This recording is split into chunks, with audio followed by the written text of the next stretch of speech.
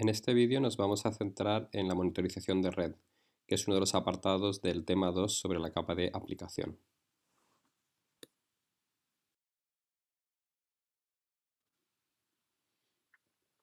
¿Es necesaria la gestión? Obviamente la respuesta es que sí.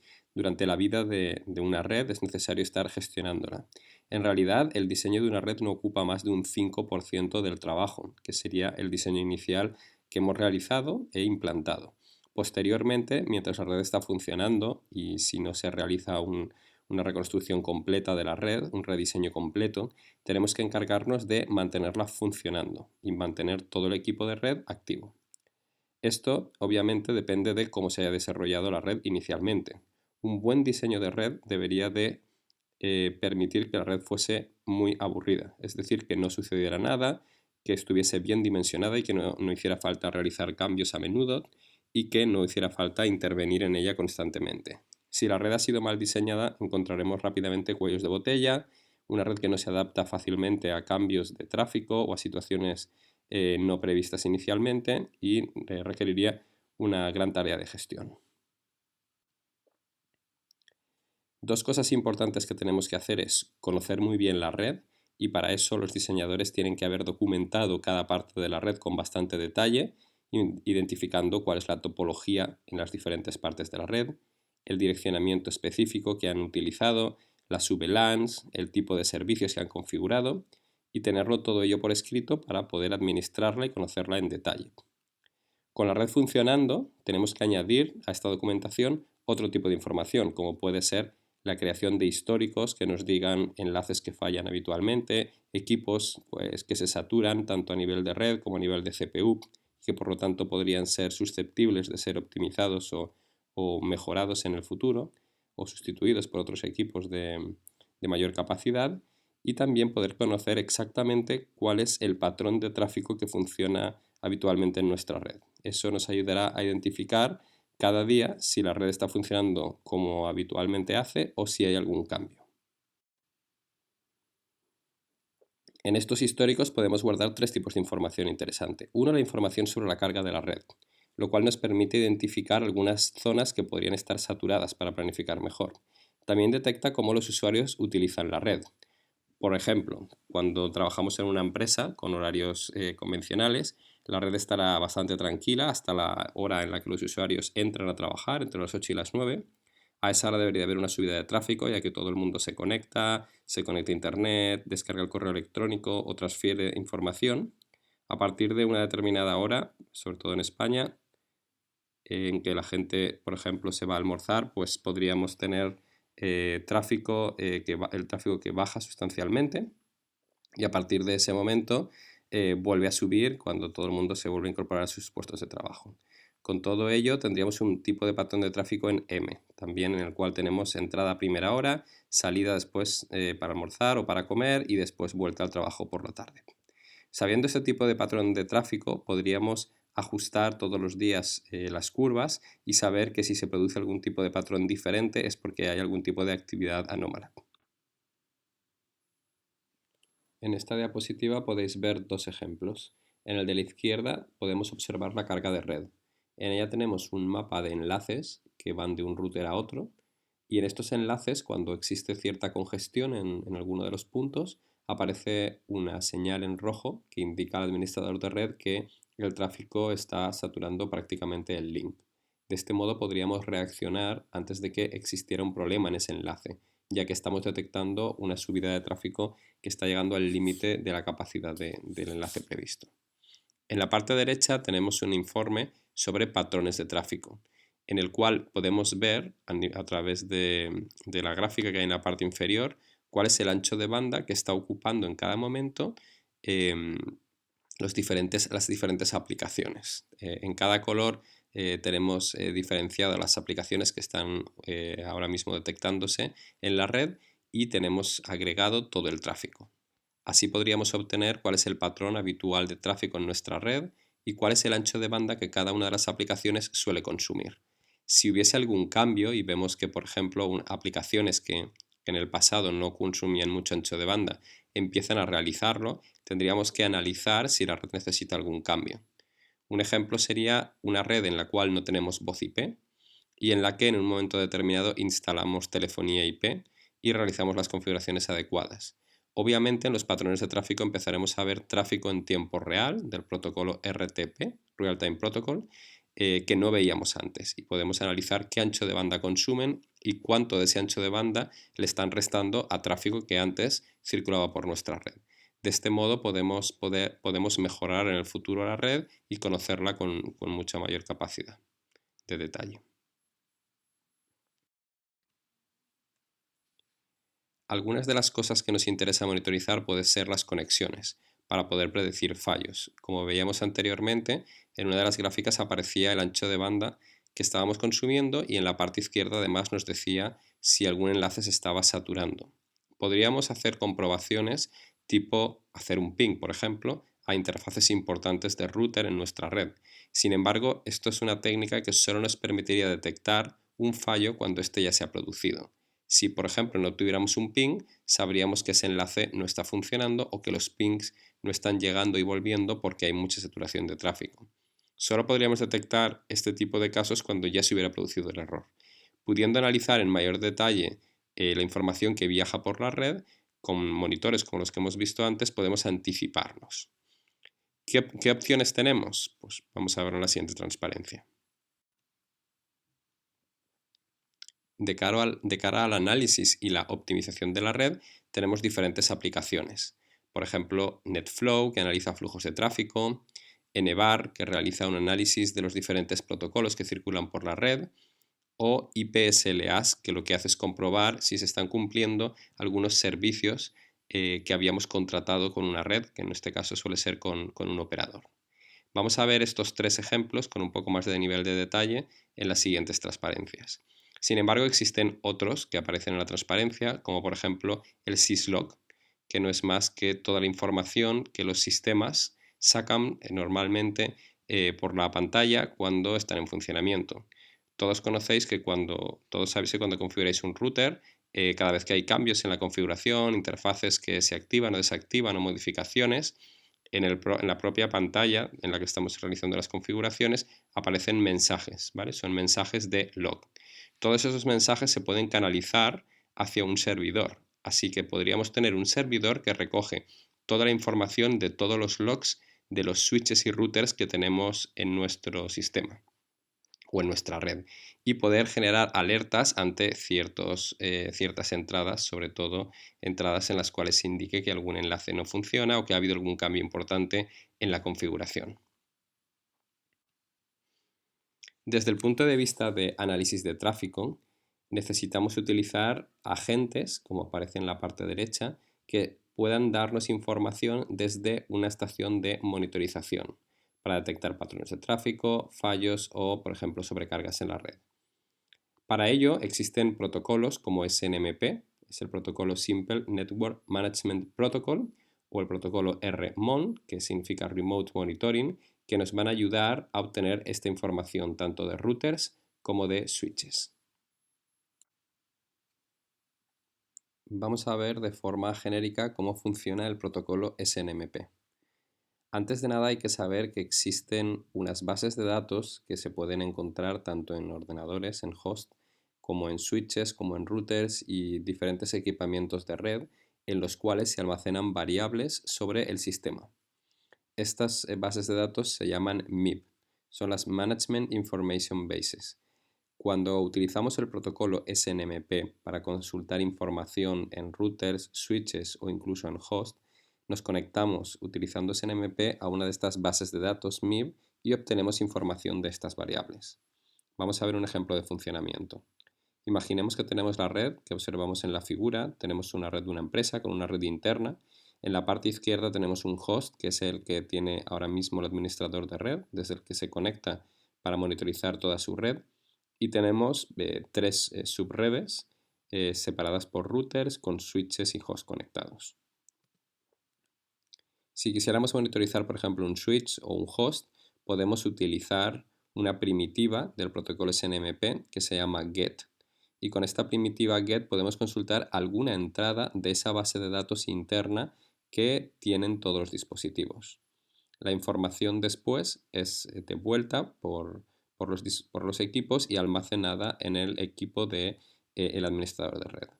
Además existe la opción de utilizar lo que se llaman traps. Las traps son mensajes que se envían automáticamente aunque no hayamos hecho una consulta.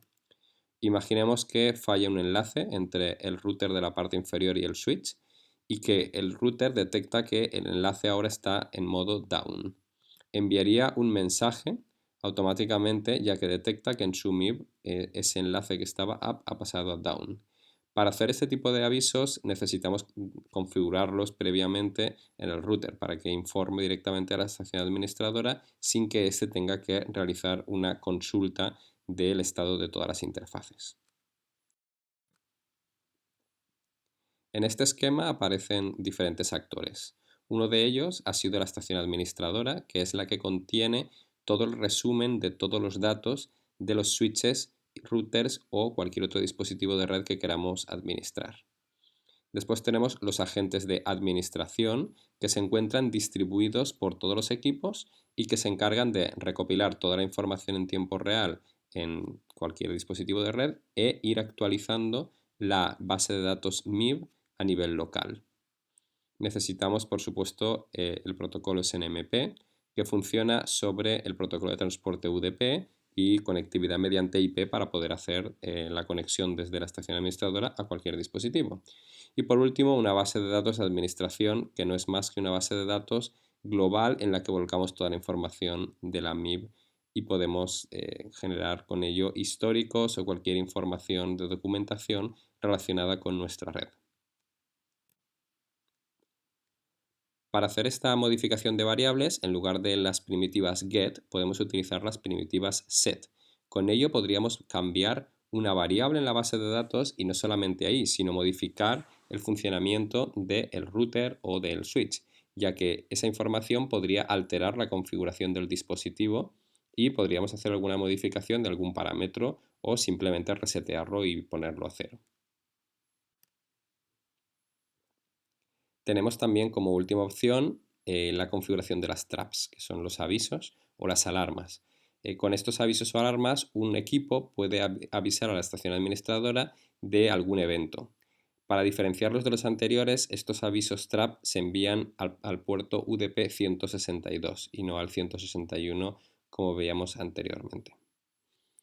Para tener en cuenta, para que todo esto funcione correctamente, las bases de datos de todos los dispositivos tienen que estar estandarizadas y de esa manera, desde una estación administradora, poder monitorizar dispositivos de cualquier fabricante y obtener siempre las mismas variables y que sean coherentes entre ellos. Eso se consigue gracias a la estructura interna que tiene la MIB, ¿vale? La MIB no es más que una base de datos relacional en la cual asociamos valores con determinadas entradas. Esas entradas o variables puede ser, por ejemplo, pues como veíamos antes, la interfaz de un switch o la interfaz de un router y podríamos obtener pues su dirección MAC o si está activada o no activada o cuánto tráfico ha pasado por esa interfaz desde el último reseteo y información relacionada con ella de otras características. La manera de definir todas esas entradas es a través de un árbol. Ese árbol o MIB normalmente se define utilizando variables como tenemos en la parte inferior, donde tendríamos por ejemplo una variable que sería iso.org.dod, que es Departamento de Defensa, Internet, Management, MIB2, interfaces y tendríamos al final de todo esto, tendríamos una variable final que es puerto y con ello podríamos obtener de un puerto concreto de un switch y cierta información. En este caso sería la información sobre las direcciones MAC de ese puerto. Para no tener que escribir todo el nombre, existe una estructura de árbol que se puede sustituir por esa numeración que tenemos en la parte inferior, que vamos a ver cómo se interpreta ahora. Vamos a ver los diferentes niveles que tiene la estructura de la MIB. En el nivel 1 tenemos diferentes entidades que son organizaciones. La ISO, la ITU, la CITT son organizaciones estándar.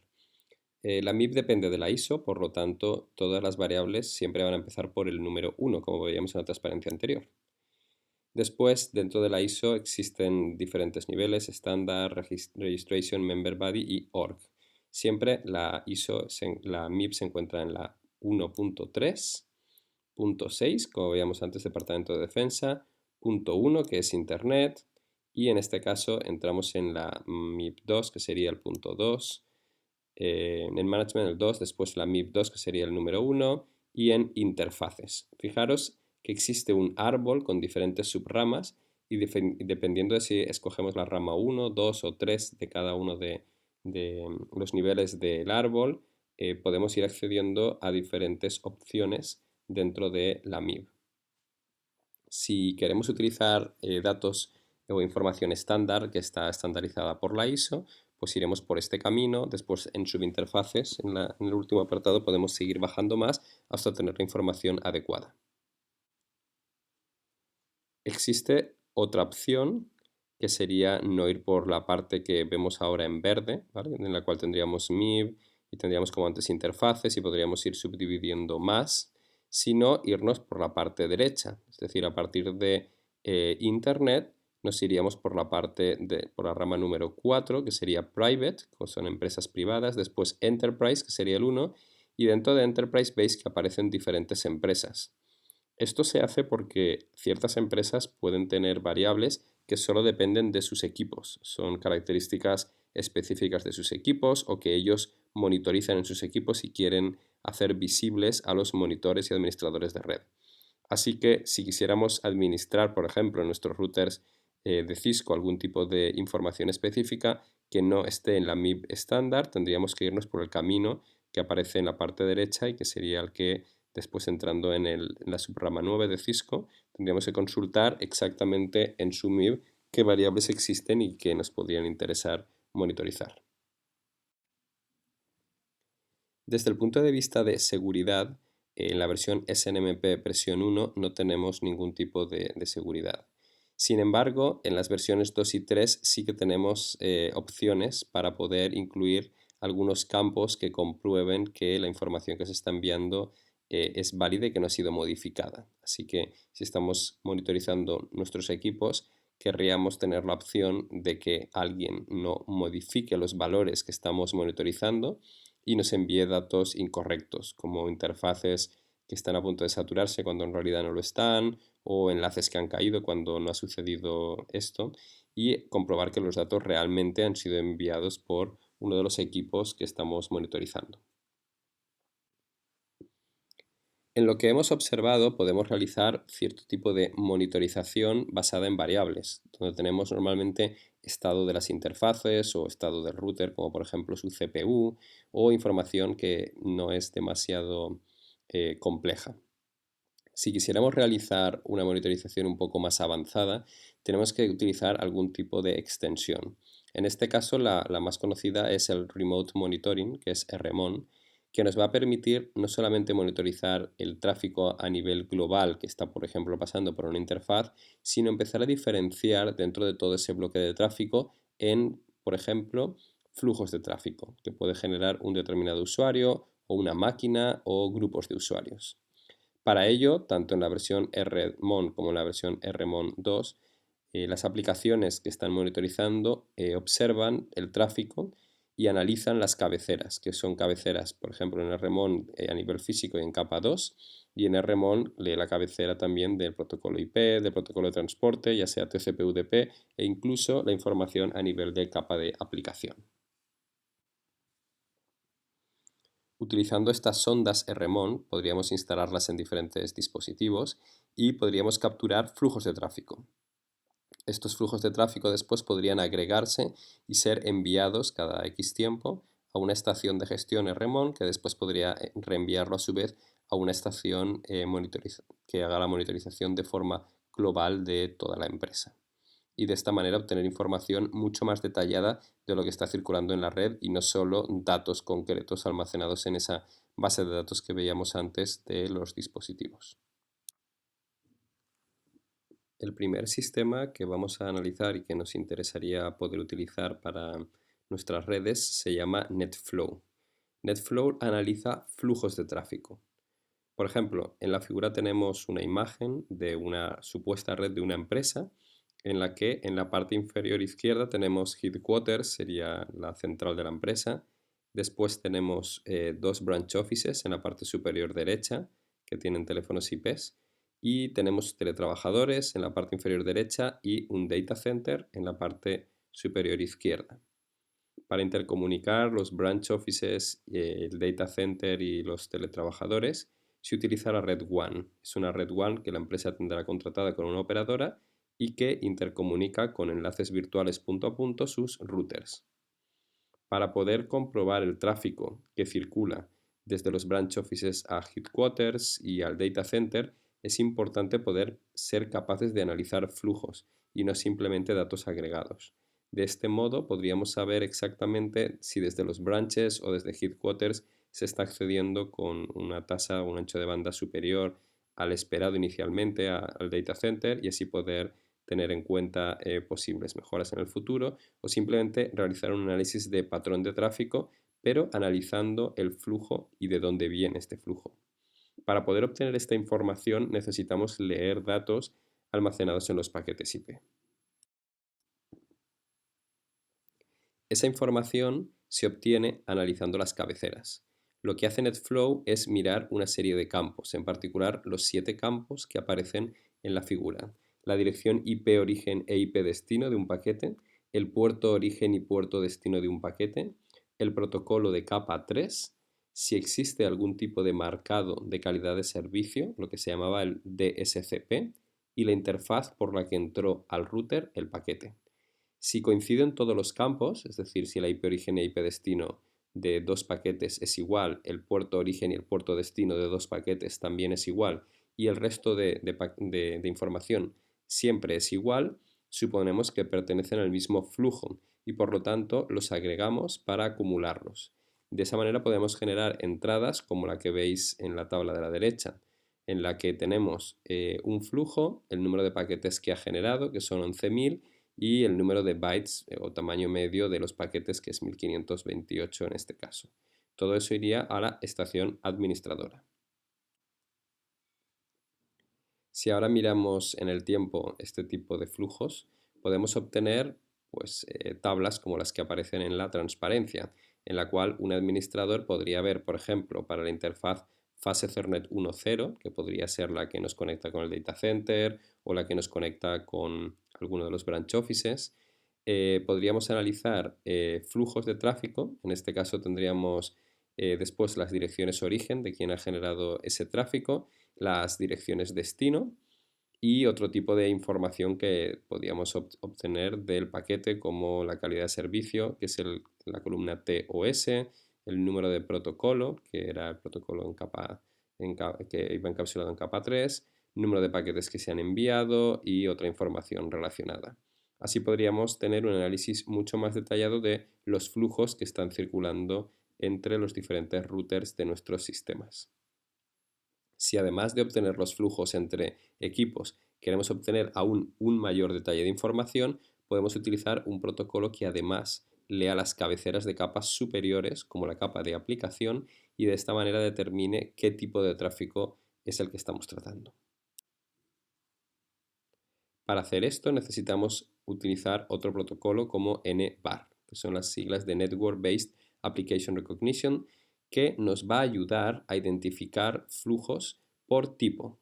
Ahí, por ejemplo, en la figura tenemos un router que estamos monitorizando con este sistema, que es capaz de diferenciar tráfico de voz, y dentro del tráfico de voz si es tráfico o tráfico prioritario, perdón, y dentro del tráfico prioritario que aparece en verde tendríamos voz, vídeo interactivo y tráfico de protocolos de routing. Después tenemos datos críticos, como podría ser los datos de streaming de vídeo, network management y otros tipos de datos como señalización de llamadas. Y por último tenemos tráfico best effort, que no requiere una calidad de servicio especial, como podrían ser backups, email, navegación web. Y así podemos ver el ancho de banda consumido por cada uno de estos tipos de tráfico y conocer mucho mejor cómo está funcionando nuestra red. Por último, vamos a ver también la monitorización de IPSLAs. SLA es son las siglas de Service Level Agreement. Esto se utiliza sobre todo para monitorizar, en el caso, por ejemplo, de enlaces WAN que podamos tener contratados con una operadora, si los enlaces están funcionando como nosotros habíamos contratado, o al menos para el servicio que estamos pagando. En muchos casos, las aplicaciones, como en el caso de la voz sobre IP, estas requieren o demandan de la red unas características muy especiales. En el caso de la voz IP podéis ver en la tabla que el máximo número de paquetes que se puede perder es del orden del 1%, que la latencia desde que enviamos un paquete hasta que éste llega a destino ha de ser como mucho de 150 milisegundos y que el jitter, que es la diferencia entre lo que tarda un paquete y el siguiente en recibirse, no debe variar más de 30 milisegundos. Si tenemos una empresa que utiliza telefonía IP y queremos que funcione bien a través de las redes WAN, tenemos que contactar con una operadora que nos dé el servicio WAN y además decirle que queremos que nos garantice, puesto que vamos a usar voz sobre IP, las características que aparecen en la tabla que tenemos aquí. La operadora puede comprometerse a poner en marcha los protocolos necesarios y activar las medidas de calidad de servicio suficientes para que esto funcione, pero tenemos que asegurarnos de ello. Utilizando SLAs, lo que hacemos es enviar de manera activa tráfico entre equipos de nuestra red a través de la red WAN y medir estos valores, medir cuánto tráfico se pierde, cuál es la latencia y cuál es el jitter. Aquí tenéis, por ejemplo, una red en la cual tenemos información que estamos midiendo entre dos extremos, que son los que utilizan los sistemas de IP-SLA y que después son enviados a una estación administradora que será la encargada de verificar que realmente se están cumpliendo las características que estamos en este momento pagando a una determinada operadora. En el caso de tener datos agregados, por ejemplo, en el caso de un data center en el cual hay muchos datos de entrada y de salida que tenemos que analizar y tenemos que analizar cuál es la IP origen, la IP destino, puerto origen y puerto destino para poder saber cómo se agregan en flujos, puede que necesitemos monitores por hardware. En el ejemplo de la figura, en la parte superior derecha podéis ver un chasis en el cual tendremos muchos puertos que van asociados a servidores. Es un chasis para dar conectividad a muchos equipos. Y si queremos analizar todo el tráfico que está entrando y saliendo de este switch, podemos utilizar tarjetas como las que aparecen en la figura intermedia, que por hardware monitorizan en tiempo real todo el tráfico que pasa por cualquiera de los puertos del switch y generan datos agregados utilizando NetFlow o utilizando NVAR de toda esa información que después nos pueden presentar de manera visual y gráfica como aparece en la última de las figuras que podemos ver. Así podemos monitorizar de manera fácil y en tiempo real tráfico que se envía